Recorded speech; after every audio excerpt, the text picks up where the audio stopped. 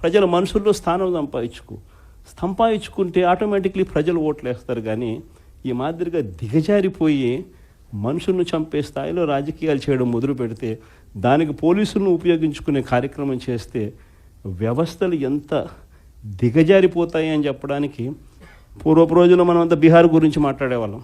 బీహార్లో ఎలా ఉండేటివి, బీహార్లో అలా ఉండేటివి అని. ఈరోజు బీహార్ గురించి మాట్లాడాల్సిన పనుల ఆంధ్ర రాష్ట్రం ఎలా ఉంది అని చెప్పి చూస్తే బీహార్ను మించిపోయిన పరిస్థితిలో ఆంధ్ర రాష్ట్రం కనిపిస్తూ ఉంది ఈరోజు ఆంధ్ర రాష్ట్ర పరిస్థితి. ఇలాంటి పరిస్థితుల మధ్య మనం యుద్ధం చేస్తూ ఉన్నాం. మీ అందరికీ నేను ఒకటే చెప్తా ఉన్నా, కష్టాలు శాశ్వతం కాదు.